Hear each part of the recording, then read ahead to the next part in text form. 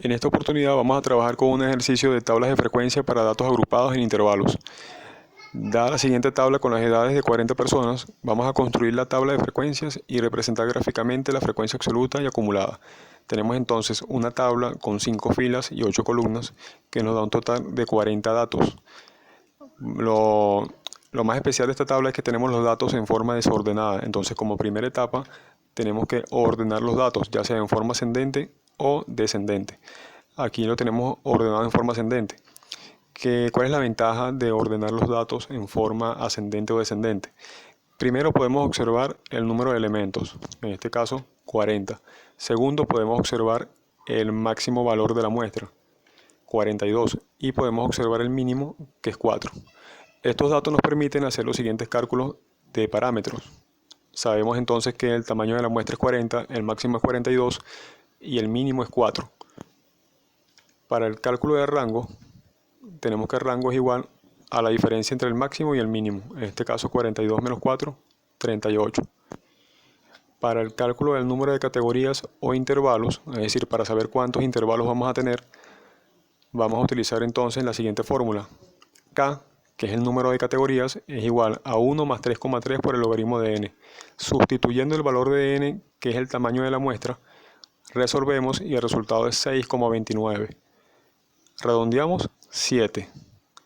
Continuamos con el cálculo de la amplitud. La amplitud, que se representa con la letra I latina, minúscula, es igual al valor del rango entre el número de categorías. En este caso 38 entre 7, 5,43, 5,43 y redondeamos a 6. Aquí vamos a analizar lo siguiente. Vamos a observar el valor del excedente con la siguiente fórmula.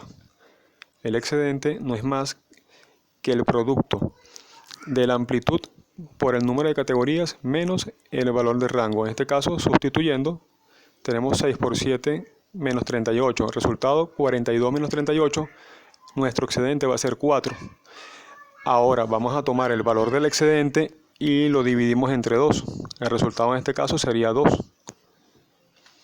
Esto significa que el límite inferior, y aquí vamos a hacer especial énfasis, esto significa que el límite inferior de nuestro primer intervalo estará 2 unidades por debajo del mínimo y el límite superior de nuestro último intervalo estará 2 unidades por arriba.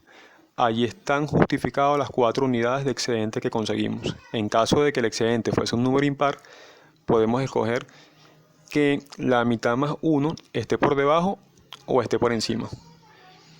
Continuando con la solución del ejercicio, vamos a observar una línea horizontal donde nosotros vamos a ubicar los números del 2 al 44. Ya vamos a explicar qué significa. El 4 y el 42, que están encerrados en un círculo, van a representar los límites, en este caso, de nuestra muestra. Nuestra muestra va de 4 a 42. Eso significa que tenemos un rango de 38. Por otro lado, si comenzamos en 2, como habíamos mencionado en el párrafo anterior, 2 unidades por debajo del mínimo, vamos a finalizar con 2 unidades por encima. Es decir, comenzamos con el 2 y finalizamos con el 44, lo que nos indica un rango en función del producto de I por K, que es igual a 42. Ahí observamos nuevamente que la diferencia de 42 menos 38 es 4 y están justificados allí las 4 unidades de excedente. 2 por debajo, repito, 2 por debajo del mínimo y 2 por encima del máximo. A continuación tenemos la tabla de distribución de frecuencia. En este caso observamos que tenemos 7 intervalos, comenzando con el primer intervalo de 2 a 8 y finalizando con el último intervalo de 38 a 44.